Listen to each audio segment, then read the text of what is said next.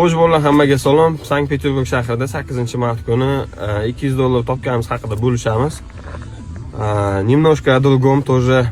Xullas, bu kontentimiz 8-mart kuni chiqishi kerak edi. Hozir sizlarga bo'lishaman. Ertalab turib, dushchani qilib, duxuchani sepib, chiqib, gul magazinga borishimiz kerak edi. Gul magazindan yaxshi, xodasi cho'pi qalin atirgul olishimiz kerak edi. Gollandskiy 10 ta 15 ta. Men kelib, klient oldiga kelganimdan keyin gulcha bilan tushib, eshigini ochib berib, как biznesda eshigini ochib berib, "Добрый день, с праздником вас" deb berishim kerak edi. И в этот все момент mani operatorim orqada video kameralarda, action kameralarda, короче, olish kerak edi. Как бы физического у меня времени и возможности не было. Вот этот контент, считайте, ko'zinglarni yumib bitta tasavvur qilinglar, как это было бы здорово. И mana shu narsaga kommentariylar qoldiringlar. Bu kontentni sizlarga yoqqan bo'lsa, надеюсь, xudo xolasa yana yil 8-martda bu narsani qilamiz. И qolganlarga ham life hack shub qilish uchun.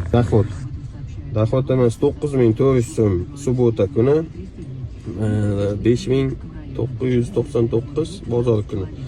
Bu subota soat 5 dan, kech soat 5 dan, mana bu birlarda ikkitamiz zakaz qilgandim. Kech soat 5 da boshladim ishni.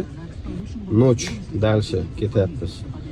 Ночь до утра 5600 bo'ldi, plus Sberbank kartamizda. Xo'sh, Sberbankimizga keladigan bo'lsak, Yuliya 1000 rubl tashadi, Alyona 700 rubl tashadi. Chunki ikkalasi ham bu atmen qildi, lekin kelib mashinamga o'tirdi. Извиняюсь, я ничего не отменил заказы. Хорошо deb olib tashladi. Bunisi esa yo'l ustida turgan ekan, kayf odam.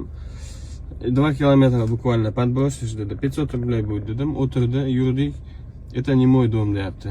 Какой ваш дом desam? Ушинского 42 mi, 12 mi shunaqa edi.